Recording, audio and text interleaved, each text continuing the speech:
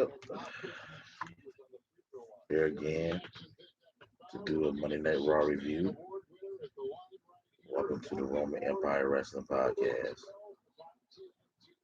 Someone join, they join. If they have don't, they don't. Uh,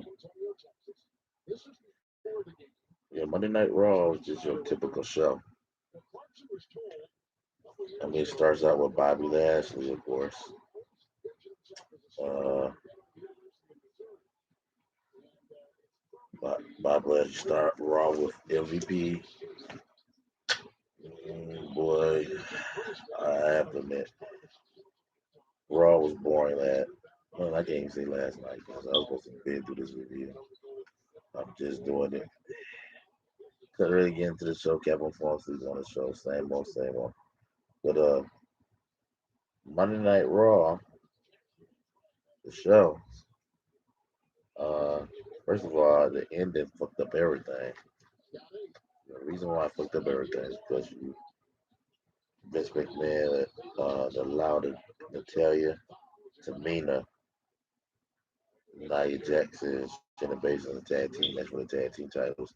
We've seen this match pretty much like over and over and over again. So it's like, why are we watching the same matches unfold right before our very eyes?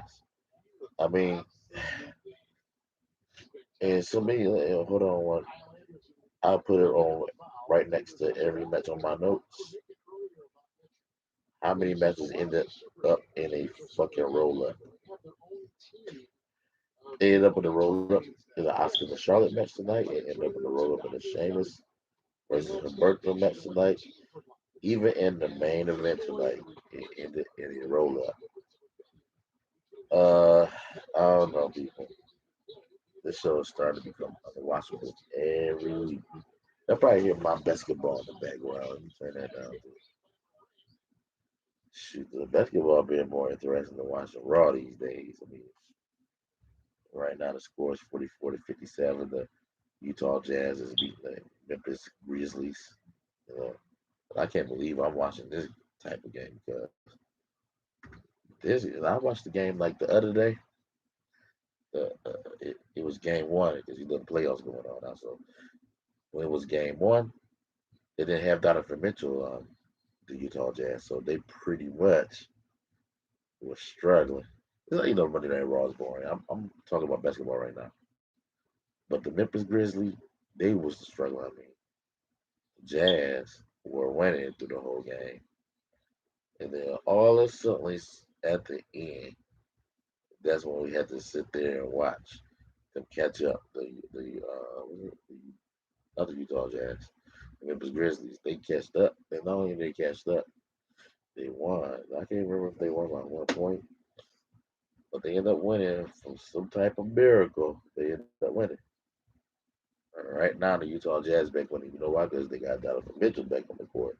Even though John Morant is a beast, but he just got blocked trying to do a dunk. One of them dunks he love to do too.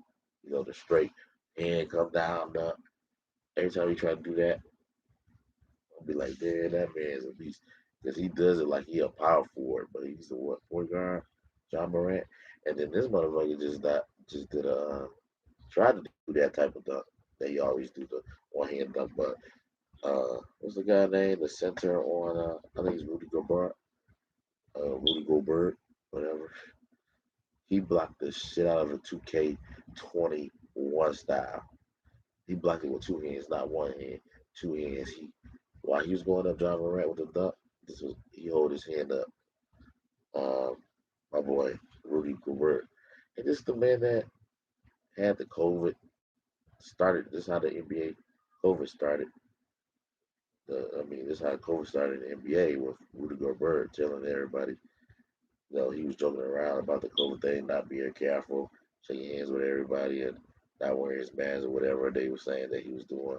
And he was treating the whole COVID thing like a joke, and he ended up having it, and the whole team ended up having it. And everybody's like, he's careless, and that was his fault. Well, you know, but this man right here is balling. I can't lie about that. But getting back to what we were supposed to be talking about is Monday Night Raw. Bobby Lashley pretty much started the whole show with the entourage. Kofi Kingston comes out, Drew McIntyre comes out. Drew McIntyre comes out, I believe, first. And then secondly, you got Kofi coming out. And pretty much you hear MVP and Bobby Lashley. First of all, I didn't even really pay attention to the whole, Bobby Lashley talking on the mic or whatever, because he was saying something and MVP was complaining. MVP was complaining about Bobby Lashley losing last week to Kofi. He's talking about how Kofi, I guess, will go his way into a match, open challenge or whatever. And Drew McIntyre is the only reason why Kofi Kingston won. And Drew McIntyre even came out and said that. He was like, yeah, pretty much. And Kofi Kingston came out and said, I know you're not insinuating. This is what he told Drew. He said, I know you're not insinuating that you had to come out and help me because I never even asked for your help. I could have did it all by myself. And hey, whoever watching right now, if you want to comment down there right now, just to make things more interesting here, go right ahead. Hold on 1 second, too.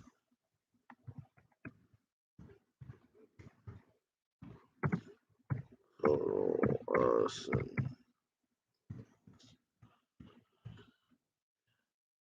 Oh, what the hell? Hold on 1 second.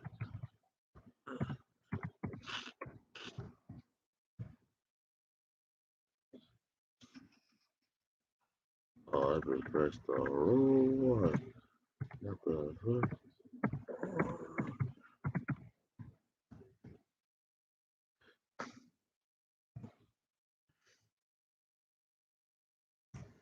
Remember to like, subscribe, and whoever's on here, make sure you hit that like button too. That like button, subscribe, hit that notification bell. So when you ever need wrestling news or Raw comes on, SmackDown comes on, I do the reviews or whatever, you'll be notified. But the Bobby Lashley, uh, like I said, it was another interaction. Like I said, Drew and Kofi was having. I like to call him Coffee Kingston because every time I had to watch this guy, I need coffee to keep me up. That's the only way that I'm gonna stay up. Coffee Kingston is horrible. Why is you tag team wise? Okay, yeah. Why is you keep on? And it's not even believable because remember when he lost that WWE title? They WWE title to Brock Lesnar, yeah, on SmackDown when he lost it. And guess what? Not one time did this man ever came back the next week to ask for a rematch. All of a sudden now he wants to be WWE champion again. To me, you making Kofi look like he was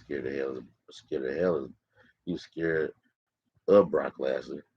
So much so that this man don't want no more piece of him, but he wait till somebody else champion, and now he wants the title.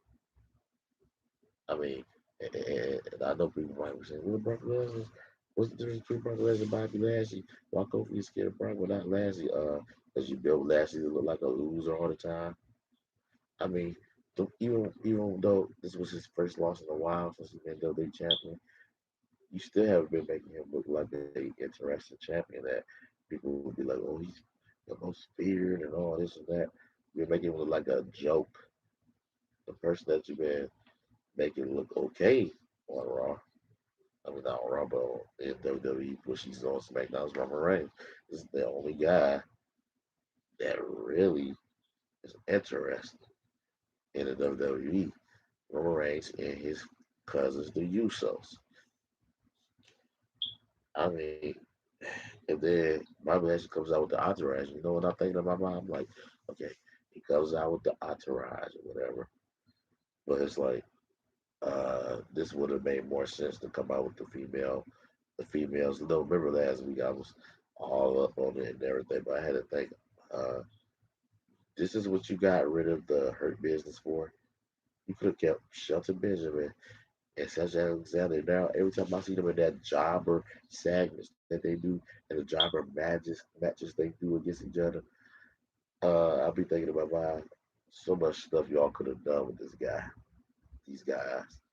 especially Shelton. You could have had Shelton start turning on Bobby Lashley later on after Cedric and him win a couple more tag team titles together. Like at least be 3-time tag team champions.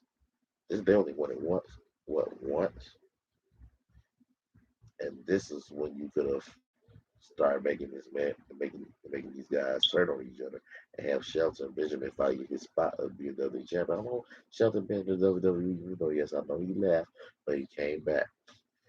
But Bobby Lashley, I hate to say, kind of not fair that you gave him the title first and not Shelton because Shelton stayed with WWE for a while before he left. And when he came back being very, loyal to the WWE. You don't see him jumping out while everybody else jumping to AEW. You don't see him jumping to AEW. You're like, oh, I deserve my spot. You know, I want him to do that too, man. To treat the man right. But Bobby Lashley, when he first came to WWE, how long did he stay? What, a year or 2 years and then left? He didn't even stay that long. And he never even won the WWE title. And he could have won the WWE title if he would have stayed, but he gonna leave in what 1 or 2 years because, oh, I don't like the politics in the back. Well, whoopie doo, that's everywhere. Everywhere you go is politics. Where I work, I'm not gonna say where I work at right now, but every job I know out there sometimes have politics or whatever. I'm not trying to say every job. Look at myself with Trump, I just get a big slip. But hey, I got the best bosses in the world. Okay, shut up. I'm get my inspired. Like, what the fuck you say? But which I love this where I'm working at right now. I love my job. I can see myself doing that for a while until I get all these likes and all that stuff and shoot, start making money on here. But I can see myself doing what I'm doing at my job for a very long time. I can see it turn into a pre-career. You know what I'm saying? A pre-career. What's a pre-career? A career before the career that you really want to get on to. I really want to do my comedy stuff, movies, all that type of stuff. And before I do all that shit, I still gotta make sure I have bills paid, and do these stuff with the jobs and where I work at right now. Make sure I do a great job, outstanding job at that. But like I said, going back to the show, the Raw, what is so interesting about Bobby Lashley? Nothing right now. He made him like a fool again through the night. So he basically Adam Pierce comes out. He's like, oh, how about this, Drew? It sounds good, Drew and Kofi Kingston. Coffee Kingston. But but here's the thing. Let's settle this like we always settle this. Let's settle this and the damn ring. So they said, how about so Adam Pierce said, how about you, Drew McIntyre and Coffee Kingston? How about you as well? Going 1-on-one tonight. Whoever wins be the boy contender for the WWE champion.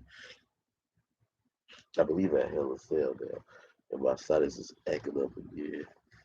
Man, I wish I had some toilet paper. But yeah, that's what basically ended up happening. They ended up booking this match for the beginning of the show. I meant to address this shit in the beginning, and I'm gonna address it now. Why is this not in the main event? Now I would have been saying, okay, cool, this was the main event, or something else was the main event at least. But nothing on Raw is really interesting that makes you want to say, "Ooh, I want to see this on the main event." So you should have just had a WWE the more contendership match. I mean, this is how you treat the WWE title. You got the more contender match going on. You have it at the beginning of the show just so you can have this at the end of the show that tell you to meet up. But that ended up in a roll up versus Nia Jackson, Shayna Baszler, and you made it all about Reggie. Okay, Vince, you gotta get this shit together, man. Vince McMahon, you got AEW, even though, yeah, they're not doing good right now, but with AEW out of nowhere, just boom, just tear down the walls. And then you sitting there looking stupid because you got all these guys that you could have pushed, but you buried them. And then you buried Bobby Lashley because you but from being WWE champion, he's buried. Do you know the whole media of burial in WWE is Vince. Vince McMahon, I don't think you get it. The whole thing about burials means this: you making the fans now not be even interested in anything that so-called wrestler that you try to so-called push past. You making people don't care. People don't care about backlash. Roman Reigns, that's a guy that's pushed. That is not buried because he's WWE champion. Even like I say about Bray Wyatt. Bray Wyatt booking is buried, but his whole persona, his whole character is not. He's still pushed as the character, but the booking of Bray Wyatt though, how you book him to lose all the time and not win, now that's when it becomes a damn problem. It's like, okay, this man is basically Bray Wyatt is sitting here every week getting buried and buried and buried and buried over and over. So I don't know, but we're gonna move on. It ended up being a disqualification because Bobby Lashley entered. Because what ended up happening, the same old shit every time they do these singles matches, especially the one contender matches. They love doing the same old shit. How about stop having fuck finishes and just let these matches, you know, let these matches stay going through. Let the match end right. Like who's the winner? No, it had to be a fuck finish because Bobby Lashley got attacked outside the ring because things got a little rough between Drew and Kofi on Coffee Kingston. So that happened, and then it just I don't know, man. It just don't make sense. The fuck finish that happened outside the ring between Drew McIntyre, Coffee Kingston. That that literally, I mean, they made me say, "Where's my damn remote when I need it?" That's what it basically. I don't know, man. And then Bobby Lashley looked like a complete fool because he make it. This is supposed to be Bobby Lashley, right? The all Bobby Lashley, but this man is scared to face Kofi Kingston or Drew McIntyre, so he has to interfere in the match. I mean, I get it. Yeah, they had the fuck finish that happened, but and yeah, they made it look like Bobby Lashley was just angry because he got attacked outside the ring. But still, you could have waited till the match was over because you still made it look like Bobby Lashley did it on purpose for a damn reason. But all you could have did was just let the match end and a winner, and then you have Bobby Lashley attack both of them, whatever, just to show his how. And as a matter of fact, you could have mixed it up. You could have been like, okay, Coffee Kingston lost tonight, but guess what? Next week we're gonna give Coffee Kingston a chance to prove himself to go against Bobby Lashley for the WWE title. Whoever wins is gonna face Drew McIntyre because we know Drew McIntyre, Coffee Kingston is not gonna be winning neither one of these matches if this match would exist. Okay. Give Coffee Kingston a number one contendership match next Monday on Raw. So at least we have something to look forward to on Raw instead of be like, oh, this is what we're looking forward to on Raw. Reggie and Natalia and Tamina and Nia Jackson, Shayna Baszler. Are you serious? Come on, Vince. Vince McMahon, you can do better than this, man. You can. You really can. Uh, Here comes the next thing. After that, end up in then somewhere around to the locker room. Adam Pearce said it's going to be another number one contendership match. Here's the thing: you could have said, you know what, the match didn't finish in the beginning, but we're gonna finish this match at the end between Drew. We're gonna let it be a hold on, yeah, sorry. We're gonna let it be a rematch since Michael Lashley fucked it up in the beginning. Y'all could have did that. I mean, y'all could have made the rematch the main event. So at least y'all had something. We had something to watch on the beginning of the show and then the end of the show. Sometimes they used to do that too at end WWE. I don't know why they didn't have that same formula tonight. Oh no, you decide to just throw the Talia to be the Nia Jackson, Shayna Baszler up your ass and just say throw that match at the main event. I don't give a fuck. We let the women main event women. main event anyway. Might as well let the main event tonight. See, this is what I was afraid of. What I remember when Becky Lynch, and I'm not shitting on it. I don't know. I know people gonna be trying to backfire. This might backfire on me saying this, but if people try to say, "Oh, he's a sexist," I'm not sexist. There's nothing wrong with women main eventing. These the WWE isn't going to be done right every time you try to do it. Like it started with the WrestleMania 35 where the women main evented that night: Ronda Rousey, Becky Lynch, and Charlotte Flair.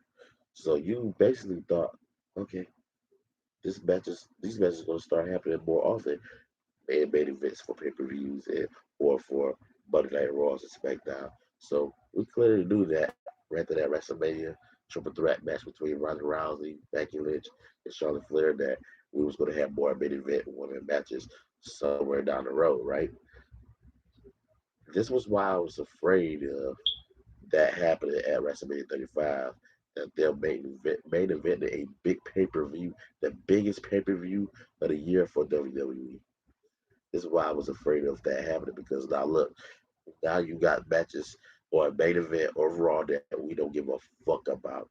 You can't sit here and tell me you give a fuck about Natalia and a Tamina and Nia Jax and Shayna Baszler. And just to sprinkle more season to it, Vince McMahon said, let me put some more bullshit seasoning on it. Let's in it in a roll up too. We don't even give it a real finish. We just gonna just roll up all the fucking time. And every fucking three roll ups tonight. Three. Every week it always a fucking roll up. Even I believe in NXT is a fucking roll up. I think I seen a roll up match too.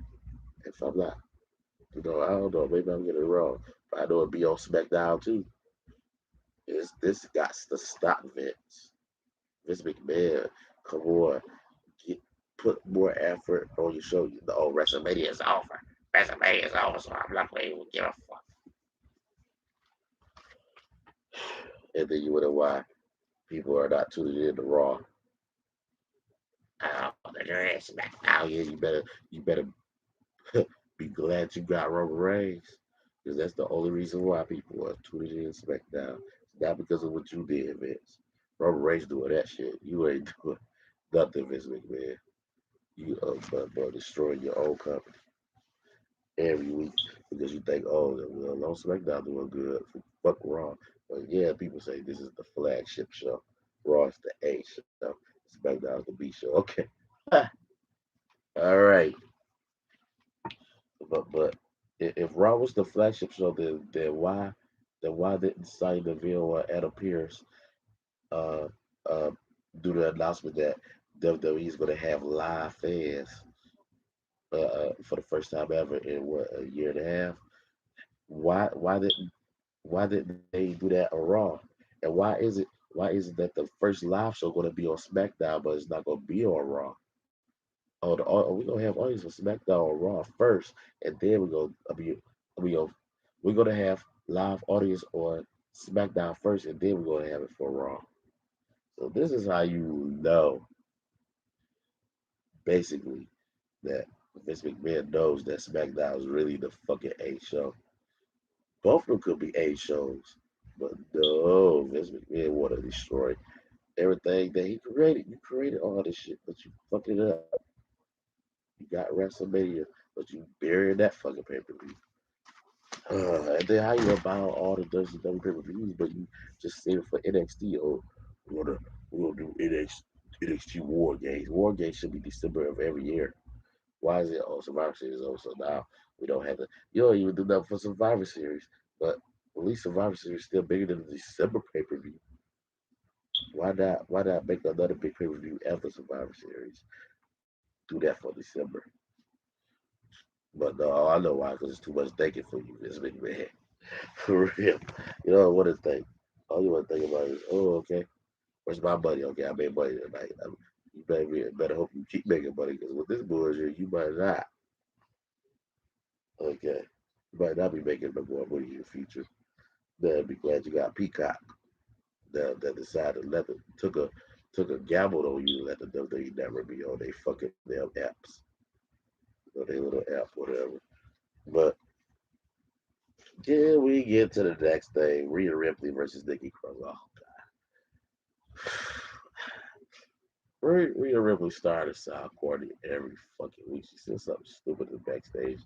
But I can't remember it right now because, like I say, it's nothing memorable about her that makes you really stay into her and be like, oh, okay, she's a cool Raw Women's Champion. Like I say, Bianca Belair, y'all pushed her too fast, but at least I can say she's still into wrestling champion than Rhea Ripley. I mean, oh gosh, she just god awful. It's like, where is my remote? What I did when it comes to her. Hey guys, too, I'm waiting for my food from DoorDash. I ordered some Taco Bell, so I might be here in front of y'all ass too in a minute. Gotta go downstairs and get my food. But I ain't gonna be here until another 18, 24 minutes. Stay tuned, because I'm definitely gonna do this whole Raw review. But like I said, Rhea Ripley, Nikki Cross comes in the back. She's like, I bet I could be both of you guys. Oh, is that you coming out of catering? Ain't you was in catering? We ain't seen your asses. I don't know how long, Nikki Cross, but all of a sudden, ain't you was with Alexa Bliss? I guess they just let us know too. Whoever Lily was, that Alexa Bliss kept on saying, talking to that doll Lily. We thought, those rumors that the doll Lily, that Alexa was let to carry around, might turn into an actual wrestler. It might be an actual wrestler, and she might come out from being a doll, being an actual wrestler, whatever. And I heard it was supposed to be Liv Morgan at first, but I'm guessing whoever, I don't know. I thought it was going to be Nikki Cross at one point, but I guess you let the cat out of the bag. It ain't Nikki Cross. And you just threw her out of the fucking catering. I know some people might say, well, maybe there's still a chance. Oh, well, yeah. Okay. All right. We'll see you at cheers. Hold on. Put that car in. Okay, the car on. So the car. Okay, they still picking up the order. I'm hungry. The motherfucker. I've been working all day. All I ate was some three McDoubles from McDonald's. Working at my job. I had a good day at the job today. Uh, but yeah, to beat the clock challenge. I didn't really like these matches, but this was supposed to be a little bit called for because Rhea Ripley's Charlotte Flair said, I bet you can't beat her in 2 minutes. But if I'm not mistaken, maybe it was me. Maybe I missed the memo. Maybe I missed what they said. Maybe I wasn't paying attention to the backstage segment between Charlotte and Rhea Ripley because it's so unmemorable. Nobody gives a fuck, and I don't give a fuck about it. But maybe I didn't hear the part where she said making a beat the clock challenge or something because nobody never announced it to be a beat the clock challenge until the match actually happened. But they just gave us a hint because Charlotte said, "I bet you can't beat her in 2 minutes." Nikki Cross. So Rhea Ripley like, okay, you think I can beat her in 2 minutes? All right, because I think Nikki Cross was. Yeah, that's what happened. Nikki Cross was talking to Charlotte, talking about how bad I can beat both of y'all in 2 minutes. She's talking to both of them, actually. But excuse But Charlotte spoke up and said, I can beat you 2 minutes or whatever, but I'm too busy with a match what I wish I got with Oscar tonight. So she basically just told her, I don't give a fuck about you, Nikki Cross, right now. I got better things to do. I need this Raw Women's title back around my waist. But you can go ahead and face Nikki Cross, Rhea Ripley. So this match happens, and they made Rhea Ripley look like a complete utter fool. She just get her ass whooped at one point by Nikki Cross. It's so much so that she got angry and started beating up on Nikki Cross herself, but she still looked like a fool because she forgot all about. I gotta say she's so worked up right now because Nikki Cross got the better of her a little bit just a little while ago. So now she's trying to beat the shit out of. She was beating the shit out of Nikki Cross at one point too. But while she was beating the hell out of her, all the way towards the end, that's when you hear the clock. It ran out of time. She didn't pay attention to the time limit. She was supposed to pay attention to the time limit to beat her before 2 minutes is over. But no, the 2 minutes was up. And she looked like a complete fool. Charlotte comes out laughing. Nikki Cross looked like she got a lucky ass win. And I'm surprised this didn't even end in a roll up either. But then again, yes, they said they want no edit to this one. So now you don't got edits or finishing moves no more. And this is what I want to say. This goes back kind of what I said in one of my videos about Shawn Michaels, how everybody keep on doing the super kick over and over. And I even talked about the Spanish fly. Everybody keep on trying to do the Spanish fly over and over too now in the ring, but they really did that with the super kick where they kept on every wrestler now doing super kicks. And it was more amazing what Shawn Michaels did because it was just him doing it, but not every fucking body does it. It's all right when the Usos do it because they got their little twin magic in the match and when they do the super kicks or whatever and how they do it together and all that. It's kind of all right with their. I ain't even mad at them with it, but then you had Dolph Ziggler doing it. I think Luke Harper was doing it at one point. Kevin Owens was doing it. I was like, oh come on, now you killing the move. This is how I feel about the roll ups and shit and all that. Like, wait a minute. Like, like the roll ups. Like, you basically ended every match to you killing matches now. Like I said, you was killing super kicks. You killing matches now because you're not even letting the matches in and finishing moves. And not only you killing matches, but you most of all, the important thing you killing is finishing moves because now you making it like finishing moves don't matter at all. Period. Now. Is this the new finishing move or something? I guess we're gonna come out and have a wrestler do a roll up for the finishing move for the first time ever, huh? But then again, that's dead because every fucking wrestler doing the roll ups now. So then you can pretty much did make it into a fucking finishing move. Yeah, I don't know. And Rhea Ripley lose to Nikki Cross because she didn't pay attention to the clock, the time limit. So the time limit was over. So that's who comes out after the match is over. Charlotte Flair, she laughs her ass off at Rhea Ripley because she knows what I know, and what everybody knows. Monday Night Raw and the creative writing and Vince McMahon, whatever he's doing, whatever they're doing, they pretty much making her look like a complete buffoon. She like a fool, Rhea Ripley. Because she comes out every week looking like she's scared to face Charlotte, like she don't really want to face Charlotte and Hell in a Cell. Because guess what happened guess what ended up happening? Oscar versus Charlotte, and Charlotte ended up winning, but she wins with a roll up. Oh my god! But here's the thing, though: we got the book contendership match at Hell in a Cell between Rhea Ripley and Charlotte, but it's stupid because it is in a roll up again. This match, and it was a damn good match. If you go back and look at this match, it was kind of awesome. And it almost looked like Oscar was about to get the better of her and win. This is how you know Oscar did not win. She ended up losing. Charlotte ended up winning by a stupid roll up, and that killed the whole match now because you end another match in a roll up. Let's go to the next match that I didn't give a fuck about. It was a Shelton Benjamin versus Cedric the Entertainer. I'm just playing. Cedric Alexander. Uh, I can't wait to talk about the next match. I really want to move on to that. We probably ain't gonna be here that long. I'm about to eat. Think about going to be high to sleep, get ready for work. But you still gonna get a good review. Like right now, we at 33 minutes. I'll probably be out of here 20 minutes. I don't know. We probably be here longer because I know I be every time I look around, I get these ideas in my head how the show should go, and I might end up talking about it a little bit longer. But Shelton Benjamin versus Cedric the Entertainer. I mean, Cedric Alexander. I mean, yeah, but like, and this goes back to what I was saying earlier. It's a damn shame that the Hurt Business broke up Cedric Alexander. It didn't make sense too because the whole story was after they broke up, they why didn't they even? I don't know because I really didn't think Bobby Lashley was going to win that WrestleMania. You want to know why? Because I thought Cedric Alexander and Shelton Benjamin was going to interfere in that match and cause him to lose the WWE title to Drew. But no, surprisingly, Vince McMahon was like, you know what? They're going to say I'm racist.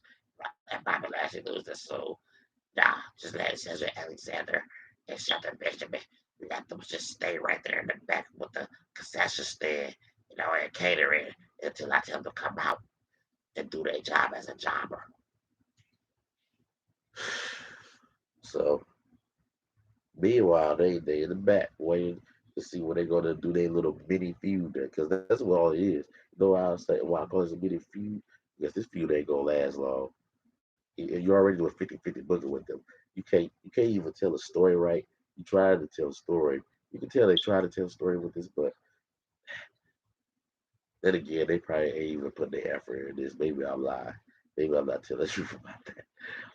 Maybe they not putting their effort on it because the reason why I say they put effort on this because they making it look like, okay, we trying to tell a story, Shelton Benjamin, who can win this and that, but you could have tell a story a little bit more and make Cedric Alexander keep on losing to Shelton Benjamin until he finally gets a win over him. And you could have did that all the way to the Money in the Bank pay-per-view. Have them lose at Hell in a Cell, wherever match they do, and then make it a three stages of hell match. Tell a story out of this match. Do a best of five series on this match. You could have did a best of five series on this match and maybe let Cedric Alexander have some type of wins. And you know how you make it look like I guess you three wins for Shelton Benjamin or four wins, and then all of a sudden the fifth match, Cedric Alexander win. You can tell a story out of this. Cedric Alexander is so talented. I mean, even on the mic, he came out and talked on the mic tonight, and he basically said, "Shelton, you know, he said the same thing. You're the reason why her business got rid of us because they see that you was the weak link, so they got rid of everybody because all because of you." Woo, woo, woo. So he began Shelton Benjamin worked up. He getting all pissed off and angry. He's like, "What the hell you just said?" Woo, woo, woo. So what did he say? He said that's what he said. This is what I like what he said. Cedric Alexander, and he said this correctly. He said this. Uh Shelton, you don't have time. I do. I have flaws in my career. I fucked up. And I guess he was saying that he let the hurt business die or whatever along with him, but he's not gonna take the full blame. There's so many words of what he was saying. He was saying, look, I, I'm doing bad right now. I'm not at the best part of my career right now, but I'm a young blood. I'm a young Shelton Benjamin. I might not say exactly how he said it, but he was basically telling him, I'm still young. I got years to come. I got a long future in WWE to get my shit together. But Shelton Benjamin, you old now. You ain't gonna. You don't have time. You don't have much time left. It's over. Which he's telling the truth, but the part where he called him wash up though, because Shelton Benjamin, he's not washed up. Vince McMahon is just booking him to look like a wash up WWE superstar. And I keep seeing it showing that second person keep joining and leaving. I can tell it's probably a Wi-Fi problem or whatever. Yeah, we all know we all been there. But hey, welcome on to the show, whoever's on here. Uh, Come here, number two. Make sure you put a like, you know, comment, and subscribe. It's probably my boy Elijah trying to come in. If that's, if Elijah come on and say something to the crowd, whatever, too. Feel free, any of y'all, that comes on here. Feel free to comment about the show, especially if you're a WWE fan, whatever. Uh, yeah, Shelton Benjamin loses to Cedric Alexander, and then, like I said, he didn't tell a story out of this match. Just gave it all the way to a 50-50 booking again. I'm surprised did this end up in a roll up too? Nope. Cedric Alexander literally, I can't believe it. He really did a move to win this match. I can't believe this. I can't. I really can't believe this shit. We get to the next match, which was awesome. Xavier Woods versus Matt Riddle. That was the best match of the night. Fucking period. Okay? Best match of the fucking night. Okay? Reason why I say it was the best match of the fucking night because of the ending too. Matt Riddle, and we're gonna get to Xavier Woods too, because a lot of people say shit about him, and I fuck what they say. Regarding if he's uh major talent to be in the WWE picture. We're gonna talk about that. But Matt Riddle, oh my god, this man, and thank goodness there wasn't this time they didn't do nothing with Randy Orton for Matt Riddle.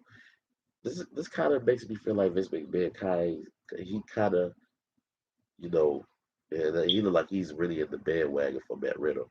He looked like he kind of trusts Matt Riddle because he didn't have a segment between him and Randy Orton tonight. It was all, I don't know if they did a backstage segment. I probably missed that, but I'm talking about literally just a whole full match without Randy Orton. It was just him and Xavier Woods throwing down in the ring tonight. I mean, on Monday Night Raw. They basically was wrestling like a boy. It was, uh, he ended, even though it's still in the Randy Orton type thing, even though Randy Orton was there, but it seemed like he kind of was because Matt Riddle did the RKO at the end. He did Randy Orton's finishing move, but still, at least I can say Matt Riddle kind of made himself look good tonight. I mean, and maybe Vince McMahon's kind of trusting him a little bit. I don't know. It seemed like, and I'm confused because I'm still saying, even though I like Matt Riddle, he's no Bray Wyatt. I can say he can be. If you gave me a chance to make this guy look good or whatever, if you gave me a chance to make this guy a star, Matt Riddle, oh trust me, he would be better than Bray Wyatt because I could easily kind of make him be a Stone Cold character. Like I say though, if they would bring back the Attitude Era, Matt Riddle would be a wrestler that's known as smoking marijuana or whatever. He come out and say, "I got my green card, baby," woohoo, because he already talked a little bit about marijuana in his character, but he does it in a way that a lot of kids probably ain't gonna even get that because they are already looking at how he look. He look like a very rated PG character. Man, there's nothing radar about him. He look like a surfer. He dressed like one. So, but imagine if he changed his outfit a little bit. You know, he don't necessarily have to cut his hair. He'll keep his long hair or whatever. But imagine if we gave him a little cut edge character and still make him be like a sarcastic character as well too, but turn his big heel a little bit, so much so that when he is the baby face, that he's still like a heelish character like Stone Cold. You look at Stone Cold, he never had to change his character for the fans to love him. The fans just love him anyway. And he was kind of like a heelish character. That's how he started. But then they made him babyface. But Stone Cold was the face. I mean, he stuttered everybody. Anything that breathed, he gave him a Stone Cold stutter. He didn't give a fuck who you were, even if you were a woman. I hate to say, he Stone Cold stuttered your ass. I mean, it might not be right, but like I said, for some reason, he still was getting picked cheered. Like, even he Stone Cold stutter a female, these people still talking about some Stone Cold Steve Austin. You know, Austin 360 will whoop your ass. You can do something like that with Matt Riddle, but no, if it's McMahon, he's not going to think very far. He's just going to just say, I believe in this kid, but I don't know what else to do with him. I don't know. We'll see what goes on down the road for Matt Riddle. But tonight, he looked like a star. The RKO at the end was awesome. And not only he looked like a star, but Xavier Woods looked like a star tonight. Uh, Xavier Woods basically carried Matt Riddle. I don't remember what move he did, but he carried Matt Riddle on his shoulder. First of all, they kind of like teased the Tombstone Pile Driver, the Undertaker style tonight. But instead of doing that, they just, while he had him on the tombstone stands, whatever, he just threw him. Xavier Woods just threw Matt Riddle towards the turnbuckle, whatever. But he didn't go down with the, whole tombstone Pile Driver. He just teased it. Both of them teased it because they both kept on reversing the move.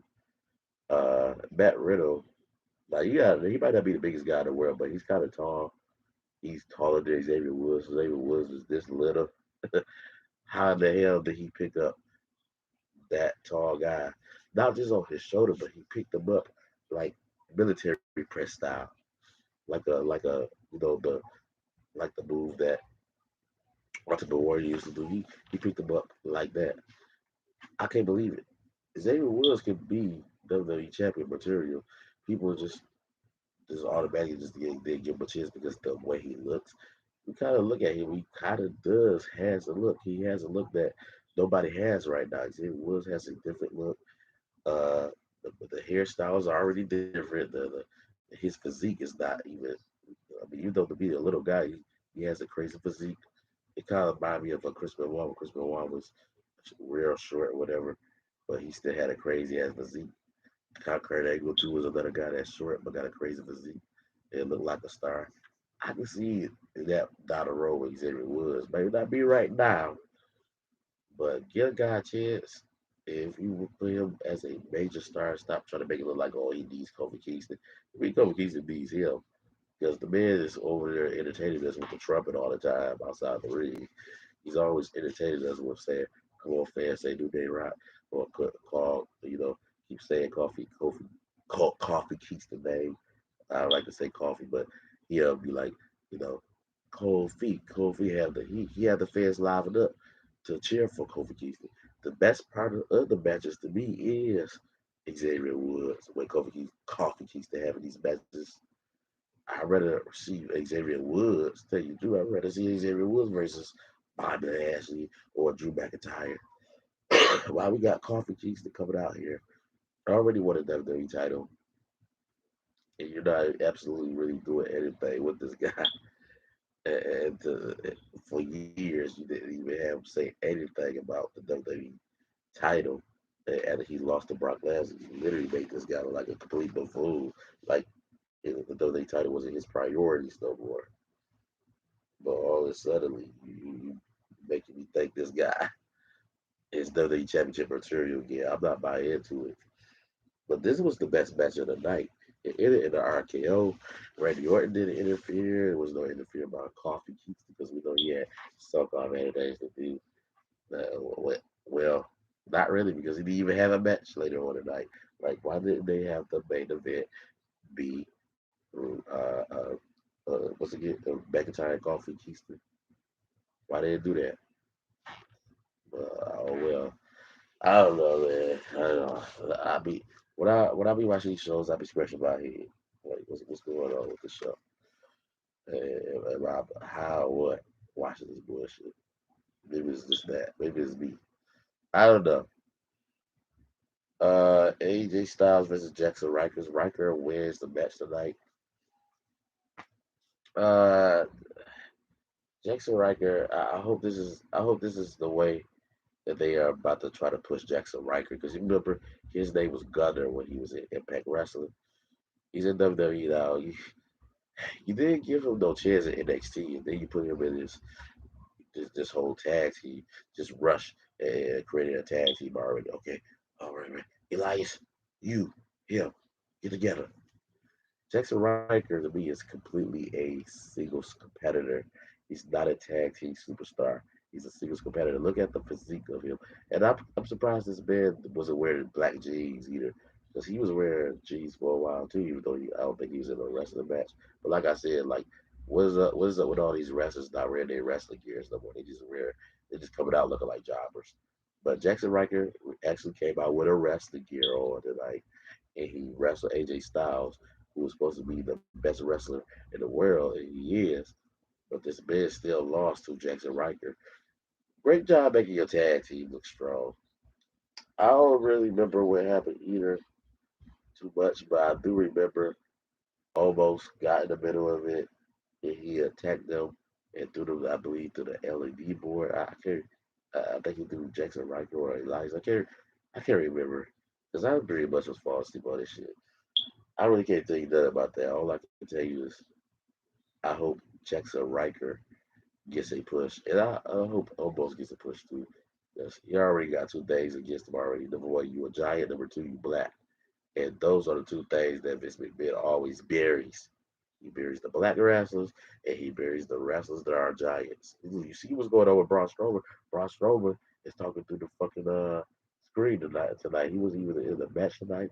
He didn't show up to Raw tonight. He just talked through a video footage talking about, oh, the Strowman Express. Trust me, we are not alone. We are not aboard to your Strowman Express. For real. You suck, Braun Strowman. Okay, there's a reason why. It's not even your fault. It's because of Vince McMahon. He changed the way you looked and everything. Thinking is my food is almost here, people. I am starving, but I'm still gonna do this review while it's going on. Here's a match that ended up in a roll up again. Sheamus versus Humberto. This was the second roll up of the night, and the next match is the third roll up of the night. Sheamus and Humberto, man. I don't know, man. This is the show I'm supposed to care about people. It really, and this is a match I'm supposed to care about. You made Sheamus look weak tonight because yes, he won a match, but what he wins, he could. What he win with? He like I said, you killing finishing moves. He got some bro kick. Can't use it tonight with a 4 win, but he used it for Ricochet last week when she turned it into a old broad knee kick, whatever. You know. But this man basically, are you seriously telling me he can't beat Herberto with a finishing move? He has to beat him with a roll up. This doesn't make sense. No, it don't. And Sheamus, you for a minute was making him look stronger than Bobby Lashley as champion. He's not even the WWE champion. He's the United States champion. And now he's like a United States buffoon. Are you serious? He looked crazy that he got to win that way. I don't even remember what happened at this match. He probably did the same old shit. Probably came back in the ring and beat the fuck out of Roberto. But then again, he probably just ran out the ring because he just because most people when they win, most guys when they or female when they win these wrestling matches when they roll up, they run out the ring and looking like lucky winners. So I guess they made Sheamus look like a lucky winner tonight because he had to win by a roll up. I don't know, man. Vince McMahon's going to have to start taking the company uh, more seriously. SmackDown is around the corner. I got to give y'all the NXT review too, but I'm doing that tomorrow night. It'll probably be around same time. No, it ain't gonna be around same time. It's gonna be a little bit more early, probably. I still gotta finish watching that. It's like an hour left of that show that I haven't finished because I keep falling asleep on that bullshit. I mean, it's not even a bad show. It's just like certain things that you put on your TV. You expect me not to wanna get my remote and change the fucking channel. You gotta keep me engaged and make me want to watch this piece of shit. You know, and I was not engaged. I was engaged in that Matt Riddle and Xavier Woods match. They got good chemistry. I wasn't even about now. This is a match I don't mind seeing again, but don't kill the match either. Don't start making it be a third time, a fourth time. Now you can afford one more time now, this big man, but don't do this no 5 times, no 6 times. Every time in a round, this match is every fucking week, and then it's 6 months of this match, just like you did the Miz versus Davius Priest. And I don't think there was even on his shoulder either, unless I missed that part. Because maybe I need to go back to my recordings. Because I don't think I've seen no Damian Priest tonight. Good job, you know, pushing your guys, man. Vince McMahon, come on now. So we get to the third roll up of the night. Natalia Tamina versus Nia Jackson, Shayna Baszler. Okay, who won this match? Oh yeah, I forgot who to put who won this match too. I mean, that's how much I didn't give a fuck. I don't think this is probably my first time looking at the paper again. Apparently it was, you know, because I didn't pay no attention to that. I ain't put no who won it, but usually I put who won and the result. I ain't even put this match was shitty. It was shitty because nobody gave a fuck about it. Tamina also, she's this believable tag team champion now. I mean, are you serious? She's a believable tag team women's champion now. After you buried her for years, and I'm surprised you buried her. You know the fact that you helped Jimmy Superfly snooker her dad, get away, away from murder. You have to get away with murder and shit. Because he basically killed that lady, but I'm not going to shit on him because he's dead. And I believe that he was really sorry for what he did. You know how people get older, they sorry, but he did do that shit. But Vince, if y'all look up the history of it, Jimmy the Superfly Snooker, he had this mistress or this girlfriend, whatever. He killed her in a hotel or motel. He acted like, oh, we were just playing around, we was wrestling or something. But if you look at her injuries that she had, the contusions and the scars, I believe she had in her body too, as well. That even proves much more that he really murdered her. But Vince McMahon so much care about the company more than he care about human being being dead. He helped Jimmy for Superfly Snooker. And Snooker was kind of like a face of that company too, a little bit too at that time, I believe. I mean, not so much like Hulk Hogan, but he was kind of like the guy because everybody liked the Superfly splash that he used to do. You know, he had this cage, this well-known cage match with another fellow wrestler. You know, but other than that, this man really did that murder. Nobody gave a fuck about it. Never even talk about it. Uh, Hold on one second. I'm about to go. Hopefully he called because my food. I always make sure I put on that DoorDash call when you at the door. They call, I'm gonna bring the computer. You know, so y'all can see me. Yeah, get this time. I don't want to leave my fans by themselves or whatever.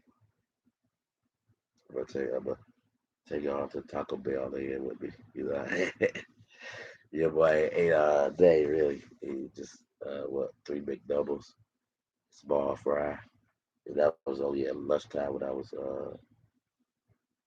you know. I think no, I'll just be right back. I'll leave the computer on here. 'Cause I think they just drop it off on the porch. Hold on.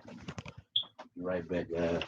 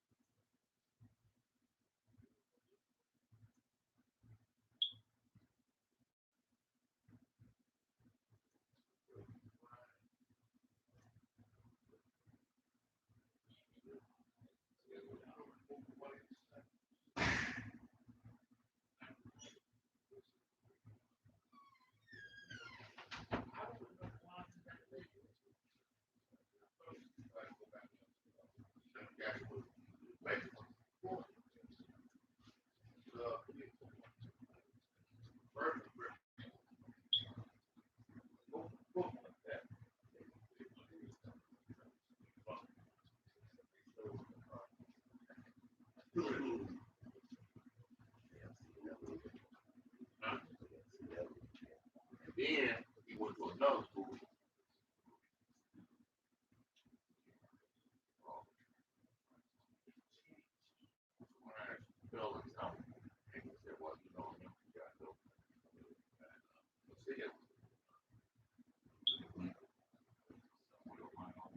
Then what happened was he ended up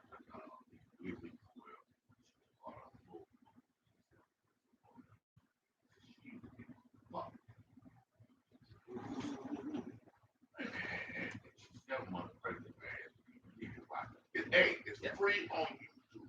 It is free. No, no, what's it called? 187 like murder. Yeah. Them with those Puerto Rican letters on. All right. The first one was that was more black. One black here, rather. Okay. Trip. All right, I'm gonna watch that. Yeah, my dad was talking about this movie 187. I gotta watch that bad boy. Samuel Jackson, my pops. Yeah, man, I'm about to grab on. But yeah, the Terrier, Tabita, the roll up, same old shit again, man. Man, somebody make you hungry, make you order something. Might make y'all hungry. Y'all end up being like, oh, I gotta order these or this brother over here. Live on fucking television. Boy, dude. Don't hate the player, hate the game. Hey, remember put that like, comment, and subscribe. And hit that notification bell.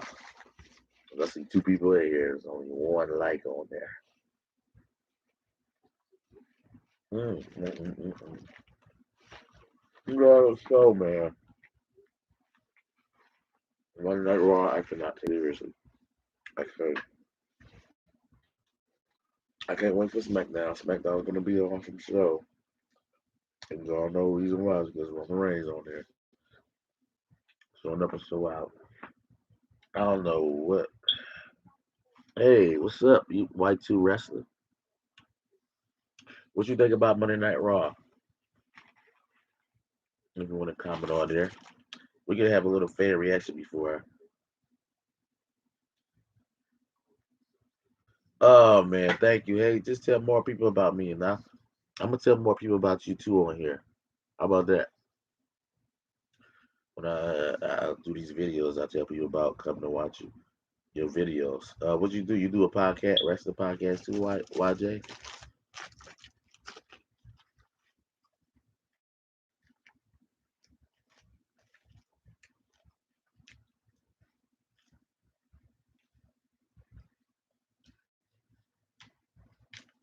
Yeah, I mean, like, I just wish, I don't know, Y2. I mean, YJ, I'm sorry. I don't know, like me. Maybe it's just me. Maybe I'm just a grumpy old man. There ain't nothing wrong with wrestling, but I be feeling like, I don't know, SmackDown, like I say, SmackDown is a whole totally different show. Even though they have their little flaws, but I think everything has flaws. Movies have flaws. There's certain things in movies you look at and be like, what the hell is this? TV shows or whatever.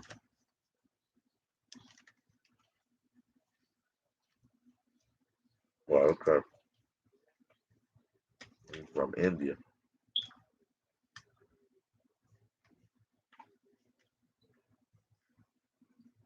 From India.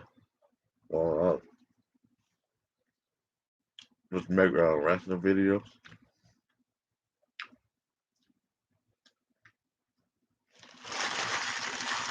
Remember, your boy was hungry. I mean, I still can tell people about your videos, though, right? I mean,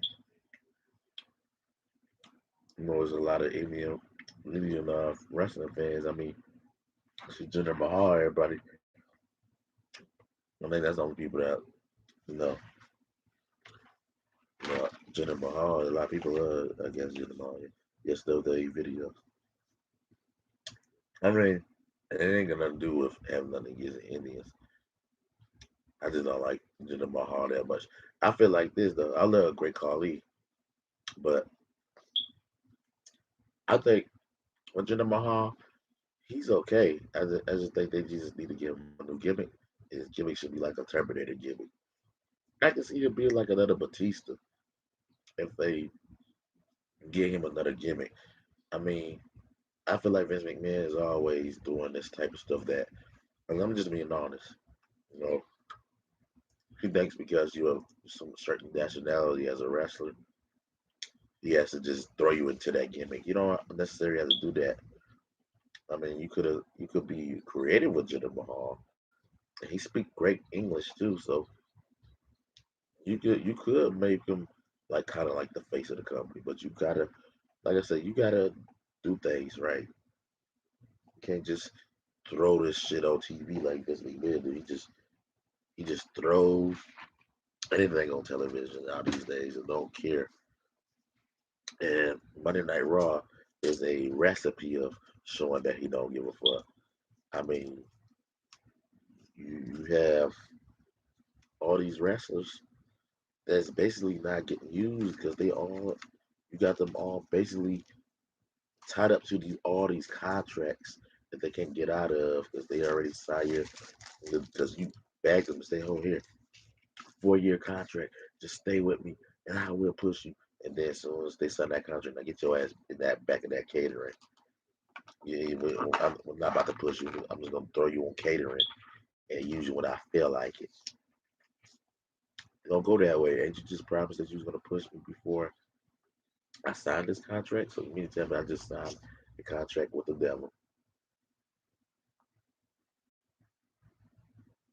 All right, man. I don't know. Hey, what? Yeah, I'm gonna be doing more of these reviews. YJ, tell more people about me, whatever. I'll still tell you about your channel if you want me to. I see you got that Rubber Reigns logo. I like that. You know. Some people try to say, "Oh, you just a Roman Reigns fan." No, that's the only person you can really get into these days now. WWE, Roman Reigns, and I could say Bray Wyatt, but you're not pushing him right. But this man, and this he kind of is. People kind of is still on the Bray Wyatt bandwagon because, like I said, he got the biggest reaction at WrestleMania. I said it before. You know, he got the biggest reaction. He even got a bigger reaction than Roman Reigns because we all know Roman Reigns. His reaction to Bray not supposed to be just heel heat. It's not supposed to be, oh, I'm cheering for you. Bray Wyatt is getting cheered for, right now. Roman Reigns about to have that type of, you know, pretty soon they're gonna be cheering for Roman Reigns too. Watch, probably a two, not 2 years, probably a year and a half. After the Usos break up and do all that, because that's what's going to end up happening with the Usos. But I'm just saying though, when it comes to WWE, you got to be careful, man. You can't just flick on the show and then you're gonna get good wrestling right off the bat, man. Like I said, it took all the way to the mid part of the hour for to have a good match on Monday Night Raw. Like this was like with the 1 hour or the second hour that we finally had a great match between Matt Riddle and Xavier Woods on Raw. I mean, like I don't know, you have to do better than that, man. Jackson Riker, I don't even remember anything with Jackson Riker. I really don't. Jackson Riker, AJ Styles. I feel sorry. I'm sad about it because you would think that Jackson Riker first big win. I mean, he just beat a WWE champion, a former WWE champion. He just beat AJ Styles, a former Impact Wrestling champion, former New Japan Pro Wrestling champion. Excuse me. But you mean to tell me that Jackson Riker win last on Raw didn't really do anything? You got that right. Roman Reigns. No, YJ Wrestling, I agree with you. Roman Reigns. You see, Vince McMahon thought, well, he's a kid. We try to make him into a kid-friendly wrestler. The kids will love him even if you turn him heel. Kids ain't gonna be like, oh, I hate y'all. Roman Reigns now because he's a heel. They gonna love him now because they even love him more because they gonna see the talent. You gotta understand too. We think the kids want to see PG stuff. These kids want to see Roman Reigns turn rated R. So trust me, if I know because kids in the '90s didn't want to see no corny stuff on TV. They want to see a good old fashioned heel like Roman Reigns is right now. He's a good old fashioned heel, and I feel like people ain't giving him enough credit for it. I hear people praising him, but I think he needs to be praised more because the reason why I mean, if the way that they praise him now, I would say it would be okay if we have more than just Roman Reigns getting pushed in WWE, but because we don't see guys like him often getting pushed, we need to praise him more. Roman Reigns is the shit. Now, that's it. Heel Roman Reigns is much better, YJ. I mean, there was nothing about the baby face that I really cared about, but I still thought that the fans was getting a little bit too hard on Roman Reigns because people were trying to say, "Oh, he's only winning the Royal Rumble. He's only doing this and doing that because was his dad used to be a wrestler. And he's a cousin of The Rock and The Rikishi, and that's the only reason why he's getting all these wins. But yet, Brock Lesnar didn't have a father or nobody to back him up, and this man was giving us a reign of terror. The whole while he was Universal Champion, this man was holding the Universal Champion hostage. Yes, he wasn't even here full time. He was a part-time champion, and Brock Lesnar was getting Roman Reigns was getting fed to Brock Lesnar every chance Vince McMahon gave. Every time Vince McMahon put these two in the match, who got buried? Roman Reigns got buried in these matches.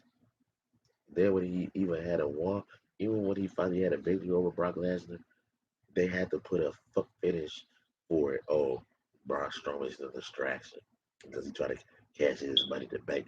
So that's the only way Roman Reigns can beat a Brock Lesnar through a distraction.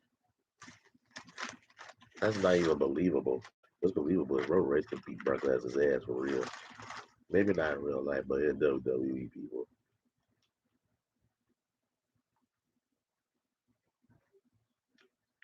This is the big burrito. I think I told them to give me a fucking beef one. Ever since that COVID happened, they don't even give you a 2X on damn one. Oh yeah. But yeah, I agree. Roman Reigns gonna be champion all year. It's over. I wouldn't be surprised if he's champion the whole next year. Or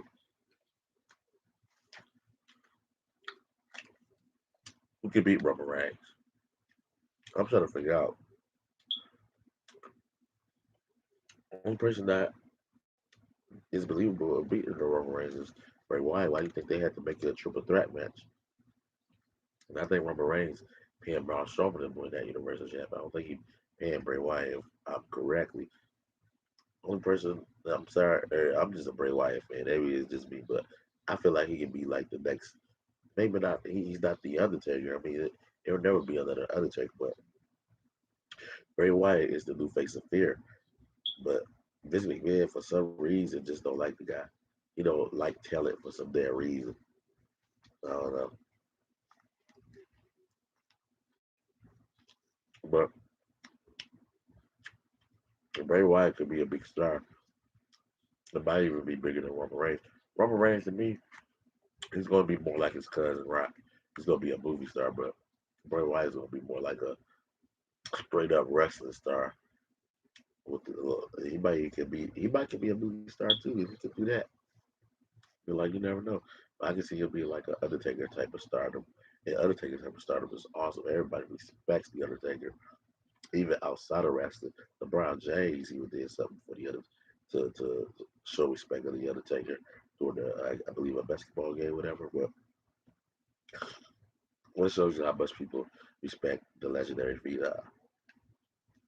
And Bray Wyatt can get pushed like an Undertaker if Vince McMahon just does it right. Oh yeah, man. At this time, YJ, I know you want to see it because all they're gonna do is have Brock Lesnar win, and the reason why I know he's gonna win because look how they built up Bobby Lashley. He could have beat Kofi Kingston, but Brock Lesnar did in 1 second or 2 seconds.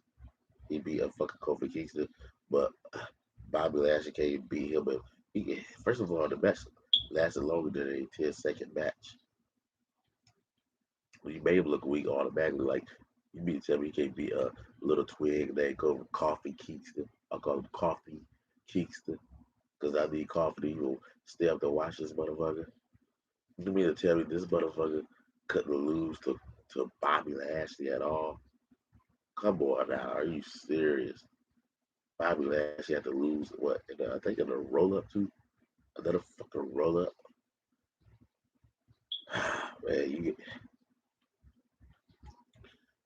Bobby Lashley need better booking before he even step foot against a Brock Lesnar, and it needs to be another title match. If it's let me tell you something, if Bobby Lashley still champion when he faced Brock Lesnar at SummerSlam, then you best to believe that he's losing. If he's not champion when he going against Brock Lesnar at SummerSlam, then he has a excuse me, not 100%, maybe not even 50%. Maybe he got a 30% chance of being Brock. Because like I say, it still goes to the booking, how you book someone. If you book a Bobby Lashley look like a complete buffoon on Monday Night Raw, make him lose to a Kofi Kingston, how can I believe that he can beat a Brock Lesnar? Okay, well Brock Lesnar even all the way out to the door of the WWE, he looked like a strong ass beast. Okay, Mr. Racist, Vince McMahon.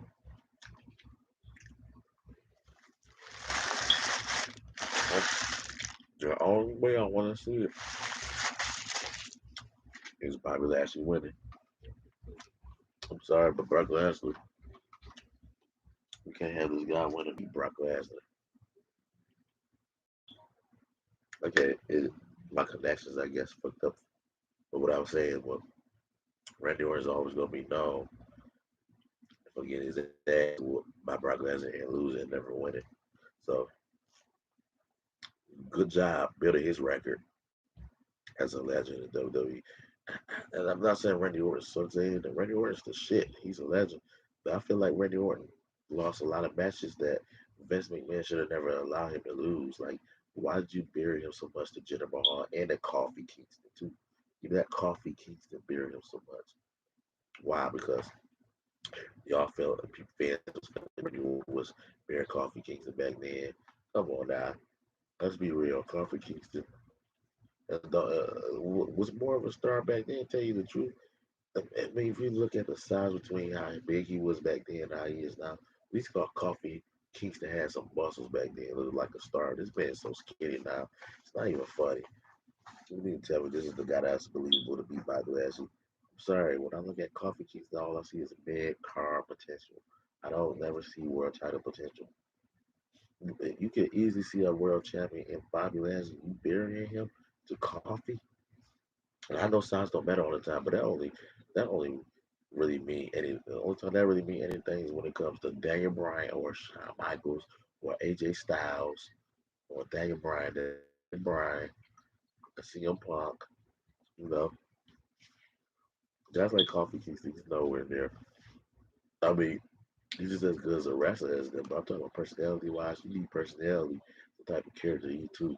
Only thing he ever had was Coffee Mania. That's right, Coffee Mania. And just because you black doesn't mean I'm gonna take up for you as a wrestler. Oh, he's black, so y'all man good. I'll get the fuck out of here. Coffee. Like I say, I'm not gonna be biased on this YouTube channel. I'm gonna tell the truth and be honest. And I'm honest when I say I don't really care about Coffee Kingston. And I'm trying to care about Bobby Lashley, but you ain't doing anything to make me even give a fuck about him.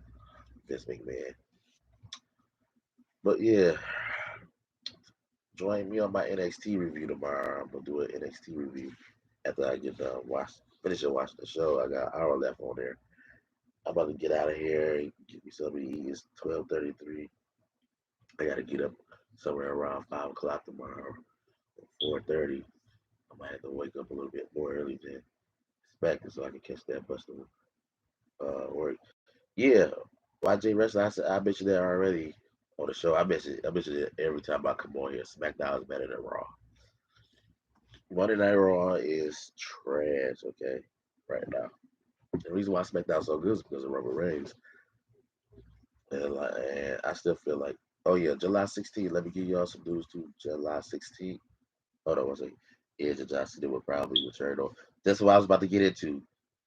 Feds will come. I wonder if the Fed go will come before SummerSlam. Maybe I'm pretty sure Goldberg Oldberg. You probably don't know how I feel about Oldberg. I don't like him. Yeah, I ain't gonna shit on him as being a legend. He's a legend. I just feel like he always buried another wrestler. He buried Bray Wyatt, and that's why ever since then I pretty much don't like the guy. Okay.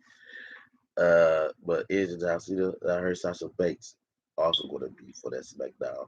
I heard John Cena stuff too, but I see some being advertised on Facebook showing they advertising.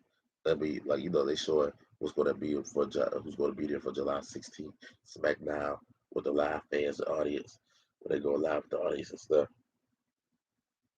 They show Sasha Banks is they show John Cena, but John Cena I heard right now is having some type of backstage heat, not with WWE, but should I say behind the scenes heat right now for the world of China. China is hating him right now because he was promoting his Fast and Furious 9 movie that's coming up, and he was basically saying the first country that's going to see it, I think it's Switzerland or something, some country that's going to see it but he didn't mention China, and China got pissed off. It was like, why y'all not mentioning that we gonna be able to see the show too? We part of. I guess they feel like they're not even really a country either. They America. I don't know. I, I don't know. It's just some politics shit, really. That to me, any shit like that, I call politics shit. You know, John Cena, man. I've been hearing a lot about him lately being under scrutiny. People hating on him because he's doing movies now. But yeah, they say, oh, Rock was smart. He wanted to make more money, but so as John Cena do it, oh Lord, he's trying to be a movie star. Oh my God, like it's a crime. But John Cena stayed longer than The Rock. And John Cena stayed in WWE longer than The Rock. No, he did that. He stayed longer than The Rock, and also gave his body on the line, did all sorts of stuff.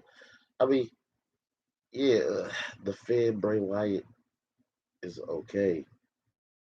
I'm sorry, not Bray Wyatt, but well, what I was just talking about, I kind of got sidetracked looking at.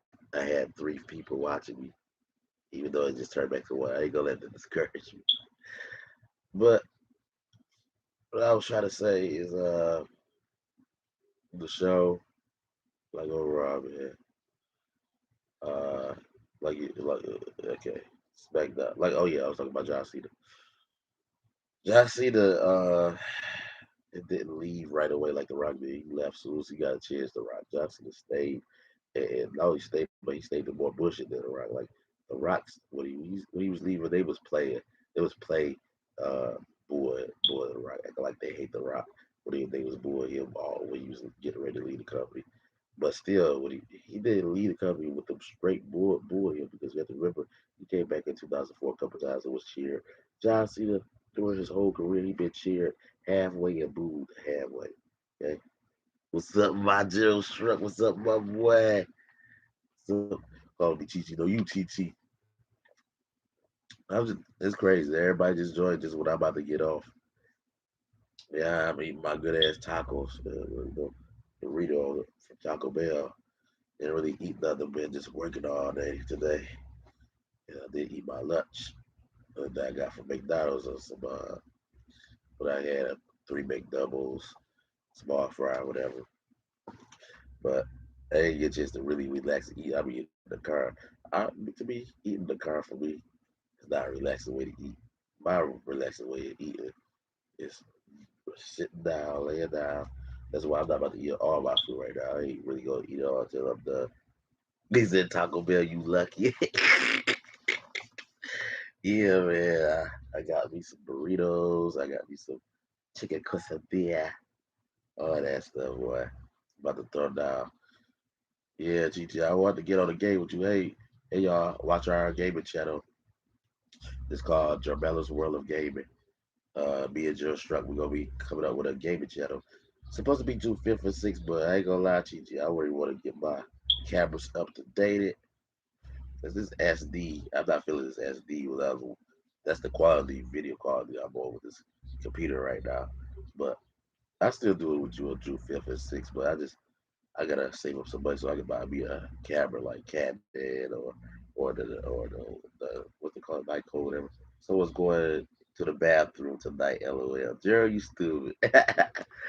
Yeah, I already used the bathroom barely like crazy. I mean, my stomach. I heard the water in my stomach before I let it all out. Let me stop talking about this. Let me y'all throw up on it. But yeah, overall, Monday Night Raw wasn't a good show at all. I give it 2 stars because of the Matt Riddle match with Xavier Woods. That was the only good match.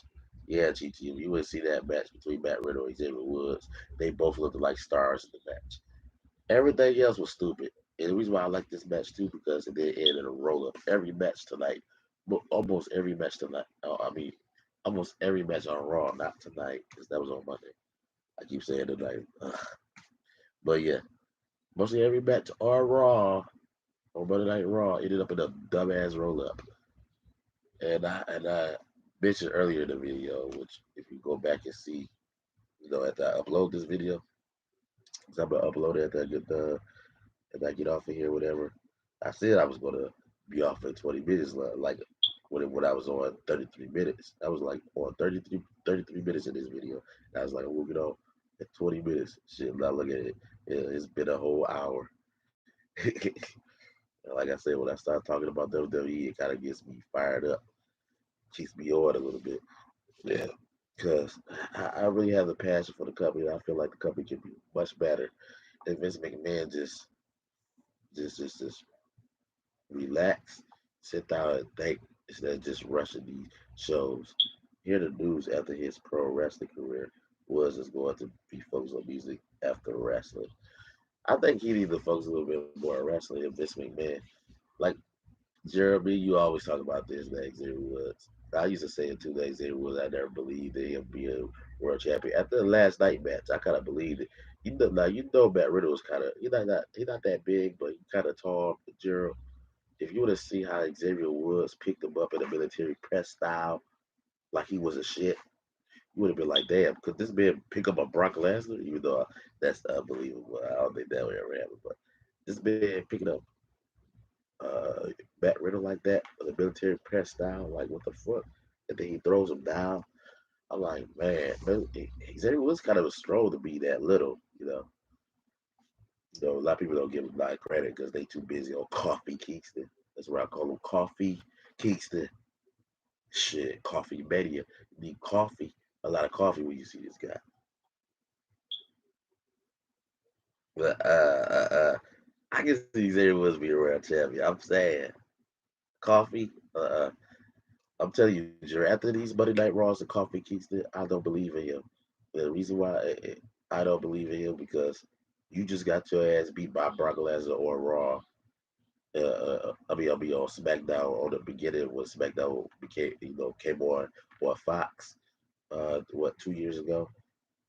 You get your ass whooped by Brock Lesnar in what 2 minutes or 2 seconds, and you never come back out and say you want a rematch. But all of a sudden, Bobby Lashley champion, now you want to be a rematch. Why?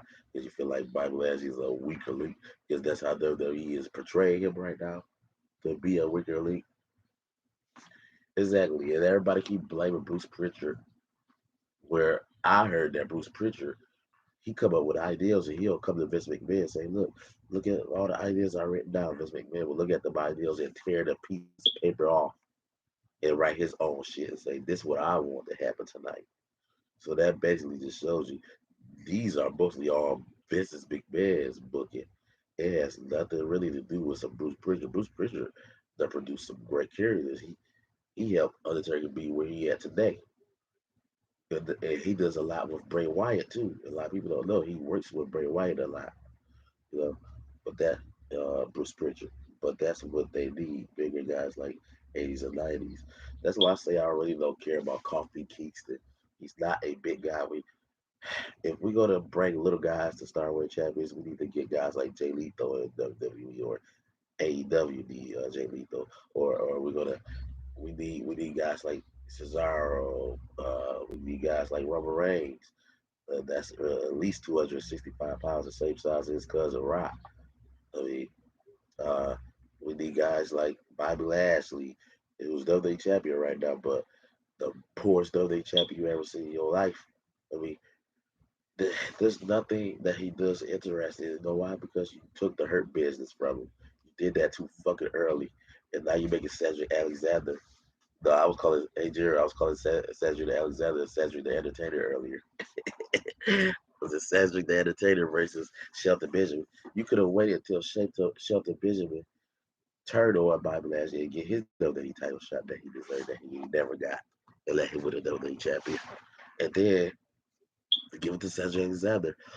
But no, you decide to make these guys like complete buffoons going against each other for what? And it's 50-50 booking because now Cedric Alexander got a win already over Shelton Benjamin, just like Shelton Benjamin got a win over him last week, and I think the week before. So it's like you're doing 50-50 booking, and you mean to tell me I gotta sit here and believe in these guys that they'll have a future in WWE. Okay, okay, Vince. If they're going to put over little guys, they need to put a lot with them before they even put the belt on them. Like, yeah, like I understand when it comes to guys like Shawn Michaels, Daniel Bryan, AJ Styles, those type of guys that are a little less known as being put out there as little guys that win championships, world champions. Now, yeah, that's okay. I can't even believe it in Ricochet because y'all, man, his character's so poor. His personality is so poor. Then y'all put him on catering. Man got talent in the ring. He can wrestle, but you basically just put this man back burner and told him go to catering, and then when you need him to get fed to Sheamus, all of a sudden now you bring him back out. And then when you bring him back out, he don't even wear his wrestling gear. He wears black jeans and plain black shoes. Really? I'm supposed to believe in him. Okay, man. All right. And then Ricochet blabbing his mouth about Io Shirai. How you gonna talk about Io Shirai when you a loser on Raw? All you do is lose all the time. I didn't even know you was on Raw. Jinder Mahal will be world champion against starting a match between him and Drew. Watch and see. You mean between him and probably Bobby Lashley? Because they might be keeping Bobby Lashley champion though. I don't know. Like Jared, I was just saying again, but hey, YJ Wrestler, I don't know if he's still on here, but YJ Wrestler is from India. I was just talking about Jinder Mahal with him. If they would call him, change his name to Jack and have him be like a Terminator gimmick, he'll be okay. But the thing is, Vince McMahon is always doing this. Oh, because you're Indian, I gotta just throw an Indian character on you. Just because he's Indian doesn't be necessary. So that's gotta be his gimmick. Give him a gimmick we give a fuck about. Jinder Mahal speak great English. He's not so bad in the ring. His finishing move is stupid. He needs a better finishing move. But yeah, what's up, YJ Wrestler? Yep, he's from India. He came in on here to support my YouTube channel. But yeah, like I say, it's Jinder Mahal is yeah, he's from Canada. I didn't know he's from Canada because he did so good as an Indian career. I mean Indian accent and all that stuff. But you can basically do something with Jinder Mahal, but you basically just throw it. That's what makes it worse. He from Canada. You just throw an Indian. Why? Why? Because he look Indian. I don't care if he does look Indian. Why you throwing gimmicks on him that he's not? I don't know, man. It kind of confused me with Vince McMahon. He does the same thing with New Day. He put them all together because they black. Okay, come on, put them all together. Even though it's the best thing that happened to them because they is kind of good together. But when's these guys ever gonna break up? They even broke up now. It took a damn brand split to split them away. Split them apart. They not even split really because they still friends. Why couldn't we get a good old fashioned them turn on each other? I know maybe Vince McMahon was thinking let's do something different because we always breaking up tag team wrestlers, and it kind of makes sense. But come on, we could have had Big E turn on Coffee Kingston. That's what I need when I see him, coffee to stay awake. Okay, you could have had Biggie take the title off of him, but instead you have Coffee come out week after week just so he could get ready to get fed to Brock Lesnar soon, and just for me to take my remote and say, "Where's the remote when you need it?" I think Drew would not be able to beat Bobby Lesnar in Hell in a Cell. I don't know. Maybe Drew is. I hope Drew do win, and maybe he is going to win. But hold on,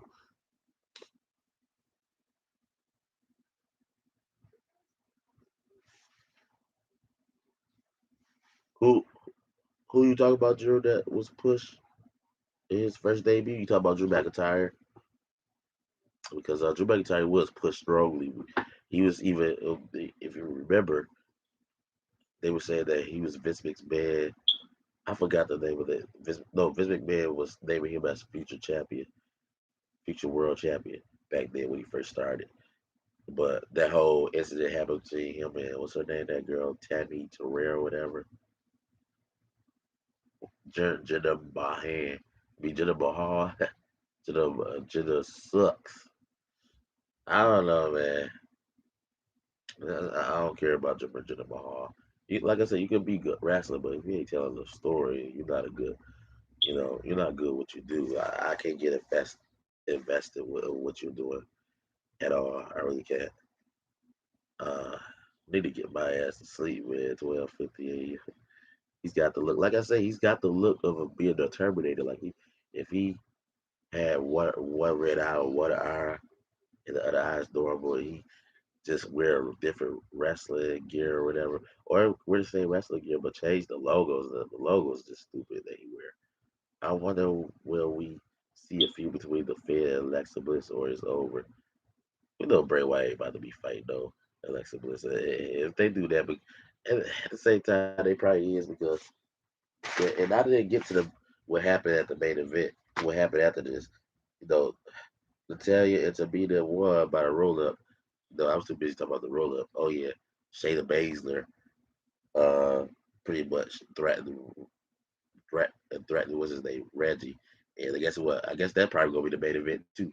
Next week is gonna be her versus Reggie. Shayna Baszler versus Reggie. This is the shit that they put on television now, Gerald. And that's why I don't blame people that watch AEW. I know, and this is why I see that certain people that say AEW going to be the shit in the future. I don't get mad at them. I just say it right now. I don't think they really do nothing. But Vince McMahon, that's the thing. Vince McMahon is underestimating AEW because AEW, what you know, is that's kind of like the underdogs right now. It is feud between WWE and AEW because AEW is looking like a lot of people probably feel, but a lot of people probably feel like AEW is just oh they just trying to be another WWE. But what if AEW out of nowhere does something very special for the company that make people start watching AEW more than WWE? I think that's when Vince McMahon gonna get his shit together. But right now he's not taking AEW seriously because AEW is not really doing anything that's big that's like making people not watch WWE altogether. Because as you see, people still watch the SmackDown more than they watch AEW. If you look at ratings wise. Not that I'm saying WWE is better than AEW because I feel like AEW in the way is better than WWE. Like they have their blood matches, even though I think they redo it a little bit too much. You don't have to have blood matches for every match. And you don't have to have suicide dives for every matches either. WWE and AEW both have their flaws, but I feel like AEW probably will try to bounce back from it, and it's going to cause WWE to start want to fight. Man, this was a good basketball game that was on too. Boy. These basketball games been more interesting than watching Raw. SmackDown, I drop everything I do to watch SmackDown. Raw, I be snoring like a baby. Gerald said, Gerald Struck, my boy said, then they been wanting to do that stuff, mixing the woman and man together like ECW did back in the day. Yeah. No. I don't want to see it, man. I already heard you, Randy Orton's wife was complaining because he was a certain segment that he had to do with Alexa Bliss when she got on top of him while he was laying down, and it kind of looked at sexually like she getting ready to ride him or whatever. Man, I'm telling you, this is the shit that's going on, man. You putting these men and women in too much segments with each other that they're about to break happy homes and shit. Or is it a happy home? AEW is still young and a man that's doing good so far. But if he need to do something creative, bring the Triple Cage back. This is what I was talking about, Gerald, earlier. I said you already got the Survivor Series buried any damn way, but why is it though? Y'all like, oh, okay, we're gonna push the Survivor Series just a little bit. We're gonna make it a Saturday night, but we're gonna say fuck December pay-per-views though. Well, you can literally make the War Games for WWE. War Games could be in December for the main roster, not just for NXT. WWE stupid for that, and the belt hung for the top of the third cage. I wish WWE would do that, but I think AEW would do that shit. Gerald for WWE would, but I would rather see it than WWE because I, I don't know. I just grew up with WWE and I want WWE to do better, but they're not gonna do it. The Vince McMahon brain right now needs to be checked. Okay, then they could bring back because they burned up. They done burned Hell in a Cell. And Hell in a Cell, Gerald. I don't know if you see my other videos. I talked about Hell in a Cell. Hell in a Cell, and I'm gonna talk about this. Then we're gonna get up out of here because I gotta get my butt to sleep, get ready for work. I'm glad we got more people in the room to talk about the show. But Hell in a Cell were meant for grudge matches. What killed Hell in a Cell match with WWE is first of all you turned it red. Now you put the nail in- the final nail in coffin, the final nail to the coffin.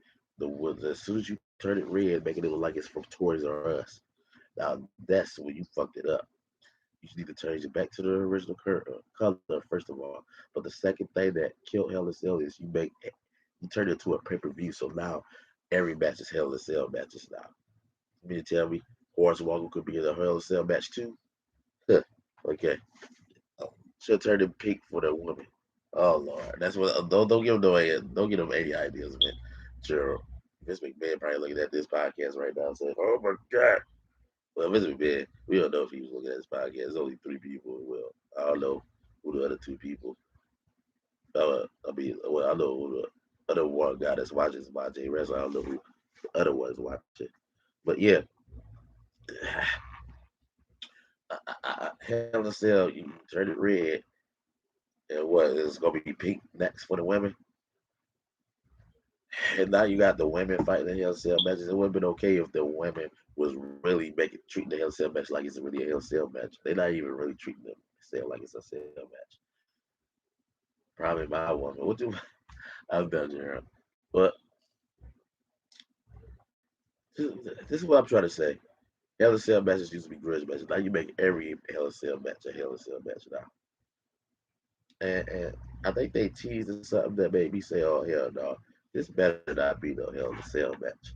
I think they teased something more raw too. Did they have teased something more raw that made me think this is gonna be a Hell in a Cell match? I'm gonna go back there and probably look at it, tweet about it on Twitter. So follow me on my Twitter too, y'all. Roman Empire, unders- Roman Empire 316 underscore 87. That's my Twitter name, as well as my Instagram name too. My Facebook name is Romello Wade. So yeah, and get ready to watch me and Jiro. We're gonna be doing the gaming channel June 5th and the 6th from Jermelo's World of Gaming.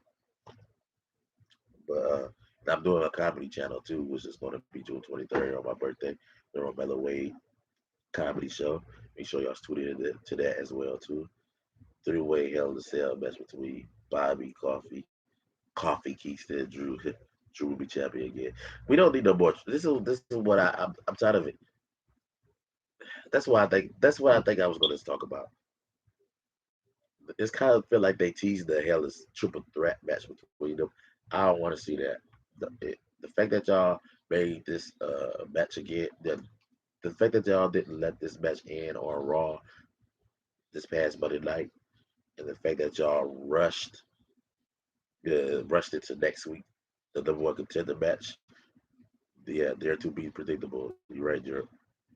This shit started to look like it's predictable that it might be a threat Hell in a Cell match again. I don't want to see that. How many triple threat matches you had? Like Gerald, if you watch SmackDown, they had a 54 away match. So at least it was something a little bit different. But guess what? The match was awesome. It was the best match of the night.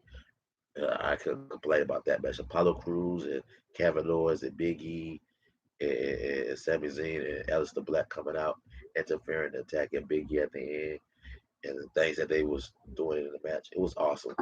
It was the best. Let me tell you that. Let me tell you, Drew, that was the second best match of the year. The first match of the year was Roman Reigns versus Daniel Bryan in that career. That who, if Daniel Bryan lose, he leaves a SmackDown, which I'm still probably. I don't know. He might come to Raw. Daniel Bryan. We'll see what he do, or he might just stay working backstage. But yeah, that the Hell in a Cell match don't need to be a triple threat match. It don't. We don't need that predictability, sir. We don't need that. I mean, I don't want to. I don't want to see another triple threat match. And you basically want to put another nail in the coffin if you make this a triple threat match. Even though Hell in a Cell matches be a triple threat match, we haven't seen that in a while. We haven't seen a triple threat Hell in a Cell match in a while. So the last time that happened, I think it was John Cena, CM Punk, and Alberto Del Rio back in 2011. Was that? But we don't need to see that no more because you know did it so much over and over with the triple threat matches on Raw or on SmackDown or throwing it on the pay-per-views. We don't need to see it in Hell in a Cell either. To me, they focus too much on the women and kids more than the hardcore fan base. Meaning, man, LOL, nothing against kids having heroes and stuff, and a woman, well, you know why they're watching LOL. But Chi Chi, look, listen, hey Gerald, this is what I was trying to say. I want to talk about based on what you just said right there. I was talking about it earlier. If they would give Matt Riddle a marijuana character, you know how Stone Cold had the drinking character. Imagine if Matt Riddle had a marijuana, because he already mentions marijuana a little bit now, but the kids, is going over their head because they too busy looking at how Matt Riddle was dressing. They don't understand. Some kids probably don't understand what he's saying, but the kids these days, they smoke and drinking. They probably know the word he's talking about. But if you're a kid, you innocent and don't do none of that stuff, and you listen to Matt Riddle saying some jokes about marijuana or whatever, you don't know what he's saying. But imagine if Vince McMahon would turn it from PG to, you know, oh yeah, they will work. Oh yeah, that will work. Give him the 420 saying, yeah, the 420, the weed, the whole marijuana thing. If he get that type of gimmick and change his look a little bit, not necessarily the hair. You don't have to cut his hair, but the whole wrestling gear or whatever. Stop making him come out here saying bruh or whatever. Even though the bro would work if he was sarcastic with it, like if he was a heel and sarcastic with it. Like yeah, that's what I was saying. You get me? I was saying that he could be like a Stone Cold character if you would do it right and have the company be an attitude era. Go back to the attitude era. But we know Vince McMahon ain't gonna think these things, Drew. Vince McMahon just gonna push him the best way he can as a PG character. That's it. Because I think Vince McMahon though has already jumped on the bandwagon of Matt Riddle now. I think he's starting to like Matt Riddle because he kind of trusted him. Like I don't know, yeah, you just tuned in.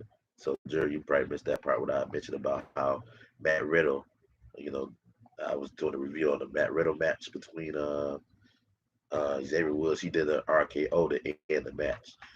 Now, even though he still did something that has something to do with Randy Orton, at least we didn't see Randy Orton on the show, and or I think they probably had a segment backstage, maybe I don't know, but I know Randy Orton was nowhere in his match between Matt Riddle and Xavier Woods. It was just Matt Riddle by himself. He's made PG too much. It needs a change. Yeah, like then again, I don't think it's ever gonna be a change. I hope it does. But nor WWE, Vince McMahon, he don't want change. Like he said, he has you know no intentions of making any more stars because he don't want any of them thinking they bigger than the company anymore. Like what happened with Hulk Hogan or Stone Cold or The Rock or whatever. And when all them guys left and end up doing their own stuff, Stone Cold, he had the injury, so that's what stopped him from doing what he was doing. Probably will when Triple H takes over. Hopefully, to God, it will. If Triple H take over, and I don't think he'll give it to Stephanie just because he think Stephanie gonna give it to Triple H. Vince probably give it to Shane before anybody. Shane McMahon, like you said before, Gerald. Shane McMahon said he don't want it, but a lot of people say that shit. That have a fighter that own a big business that can be, turned down to them, and then when they fighter actually does pass away, they end up getting their ass up and taking over the business that they father, and was taking over, and making it into a family business from generation to generation to generation. So we never know. Shane McMahon might change his mind when Vince McMahon is on his deathbed and say, Shane, I need you to step up. And Shane be like, what you mean? I can see that happening. Him being on his deathbed or something, and he died. He tells Shane to, step up because I don't want Triple H having my company. I don't think Vince McMahon like Triple H still. I don't care what people say. I don't think he like Triple H still. But this is a very good show. Boy Jiro came in here, but yeah, not not hating on a woman, but it's a man's sport. Everyone know what happened to TNA. Yeah, Dixie Carter run that company down to the drain. Uh, and I was saying it earlier. I was saying it earlier, Jerry. I'm not. I was telling him I'm not being sexist, but this is what's why like the Natalia to me the match that happened. That was the main event, right, Jerry? I talked about it earlier. That was the main event. Why wasn't Drew McIntyre and Coffee Kingston was the main event? Why was it their main event? Why was the main event Natalia and Tamina versus Nia Jax and Shayna Baszler? This is why I said I was afraid. Now, this wasn't me being sexist saying, "Oh, you just being sexy. You didn't want the women that main event WrestleMania 35, Becky Lynch and Ronda Rousey and Charlotte Flair. You a sexist." Wasn't being sexist or anything like that. I didn't think it was nothing wrong with it, but I thought it should have been done right. Like like the aftermath. Like we dealing with the aftermath after that WrestleMania match. You know what the aftermath is now? Is now sooner or later you knew that the women was going to start main event more pay-per-views and matches now, and that's what ended up happening. They now we got them main event Raw, but guess what? We got a main event of Raw that we don't give a fuck about.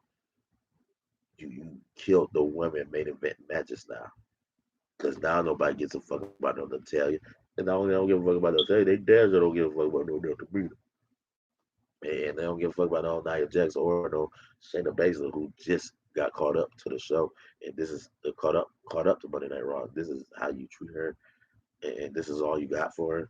Her versus Reggie next week on Raw. Oh, this is gonna be a fun review next week, ain't it?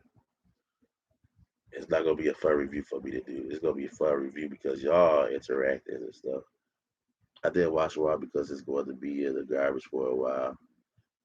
It comes down to they need a Austin Rock, one for both shows. The two big stars got one.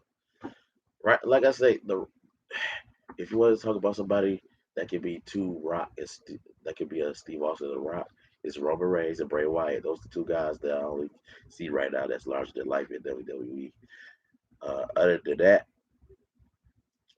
man, and even though yes, Bray Wyatt is losing all the time, but Gerald, I don't know if you knew, but Bray Wyatt is definitely not buried because if the fans still cheering for you, that means you're not buried. And your booking is buried. Bray Wyatt's booking is horrible. But when he came to WrestleMania this year, did you know that they all gave him the fans gave him the best reaction that anybody ended them and that had their match that night. Bray Wyatt had the best fan reaction. The fans were screaming, "Holy shit, holy shit!" This lets you know the Bray Wyatt is still pushed. That he's not buried. All we need is good booking. Let the man start winning matches and let him become the new face of fear. But no, Vince McMahon, it's too hard for him. But I guess it's rocket science. It's not rocket science. Push these guys. Make superstars. Or your company's just gonna go down the drain because you won't do absolutely nothing to make people even give a fuck about your show. Right? Uh yes, guys, I gotta get my ass to sleep. It's 1:08 a.m. Uh yeah, this was your Raw review 220. Was it 5? May the 26th today, the 21. Well, now we're going into the 27th. Yeah, but Vince ain't going to Bray White. But I can say this: if he doesn't, I know what will. AEW, I know. Bray White goes to AEW. Hey y'all, Jero is an AEW fan. I'm an AEW fan as well too. I don't hate on AEW. I just don't never ever really have a chance to watch it because I work so much. Even though, like, I'm still trying to catch up to NXT so I can get all y'all NXT review tomorrow night. I'm trying to get to know them new guys. And by the way, Gerald, I did see the part. I watched NXT earlier, and I did see John Morrison's wife just made her debut at NXT. Her name is Frankie Monet now, whatever. Uh, remember her name was Tara Valkyrie, whatever, before she came to WWE. I believe that's her. That's how she looked. She looked just like John Morrison, you know. Bray versus Kenny Omega. Bray Wyatt goes to AEW. He's whatever he's in WWE or AEW, he's going to be the Undertaker in that company. Whatever is he'll be in WWE or AEW, he'll be like the Undertaker. Because Bray Wyatt, wherever you get him, even when you throw him down and bury him, he reinvents himself all the time. You never really see any wrestlers like that these days. The only person that's finally beginning to do that is Roman Reigns. Roman Reigns is finally reinventing himself and making himself watchable. Back in the days when he was babyface, it was just unwatchable because you could tell the whole shit was scripted. Yeah, Bray Wyatt could be AEW World Champion. I can see Bray Wyatt versus Moxley. It would be a great match to watch. Wow, people, this is almost a 2 hour review. This is 1 hour and 55 minutes. I'm about to get up out of here, though. I'm about to take my ass to sleep. But remember, like, comment, subscribe. Make sure y'all hit that notification bell so I can always be notified whenever I do my reviews or whatever. I was supposed to do this review yesterday, and really, I was supposed to do this review on Raw because I'm back working at these day shifts now. I'm back at my old job now. When I first started this whole Raw reviews, SmackDown reviews and stuff, I'm still working at this other job doing night shift. I do day shift now, but I've been working real hard, so I didn't do Raw review as soon as Raw came off. I'm gonna start doing that though every time Raw come off. And if I don't fall asleep, I have to go back and watch some of these recordings because the show's so boring. I'm gonna start, you know, doing the Raw reviews right after Raw come off, SmackDown reviews after SmackDown come off, NXT reviews after NXT come off. AEW, like I say, I gotta get my money to the part where I can buy their pay reviews, so I can start doing that. The reviews, but I'm gonna start doing AEW reviews soon as well too. Hey Chi, we was good on here. Well, yeah, I feel like you was a co-star tonight. You might as well just do an AEW review with me pretty soon. Like when I decide to do the AEW, yeah, we're gonna do the thing. We need to do our thing with AEW. Like I know you don't want to do Raw and SmackDown reviews. I can understand that, but we can at least do AEW reviews when it's time. Whatever can 4 day pay reviews like WWE. I ain't being biased. It's just WWE got their network that's cheap. It's on Peacock. It still is the same price. It's $9.99 a month. Thank God you did weekend. All right, Jer. Okay, we're gonna do it. We're gonna do that AEW review, whatever. Just let me get my buddy right before I start buying these AEW pay per views. Told you I buy them. I mean, unless I'm gonna have to watch it through your videos, through your FaceTimes or whatever. Thank God you did. We can get on the game on WWE 2K22 comes out. AEW supposed to be coming out with a video game as well too. I wouldn't mind buying that. So, but WWE 2K22, me and Gerald, we go way back when we was playing WWE 2K14. That was the shit, man. That was probably the last good wrestling game they made. Well, 2K16 I heard was good. I never got a chance to play 2K16, but I played 2K14, 15, 17, 18, 19, 20, 21. Well, 21 had never came out. We know 21 ain't been out though. 2K22 is coming out. Probably in October of this year.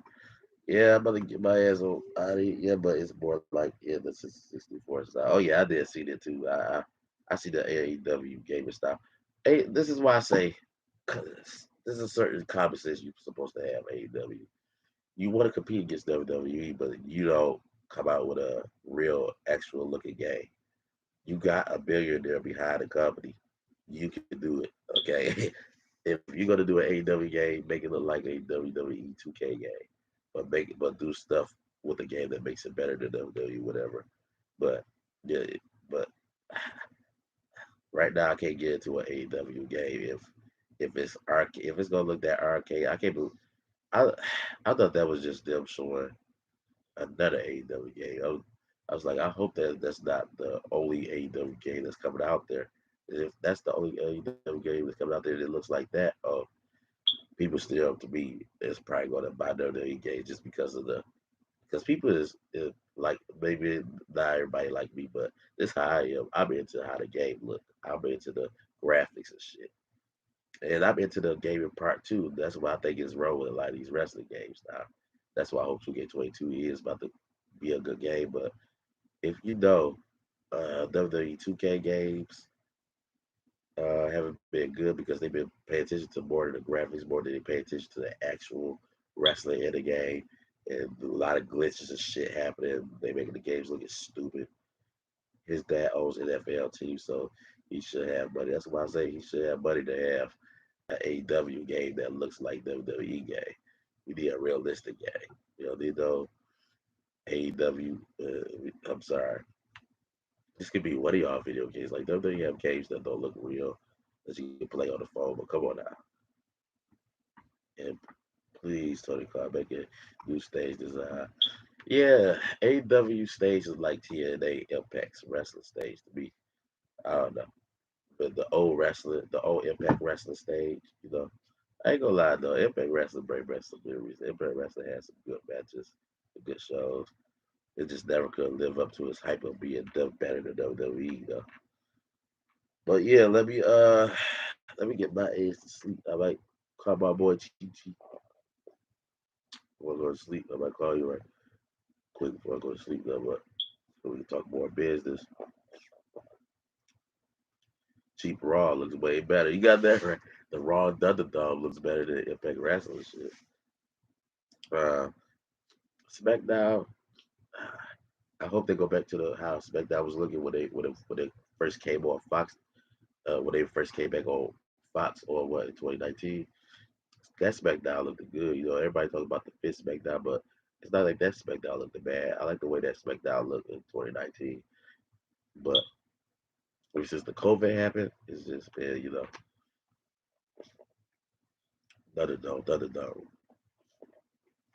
I'm about to take my ass to sleep. I'm about to finish eating my food, take my ass to sleep out.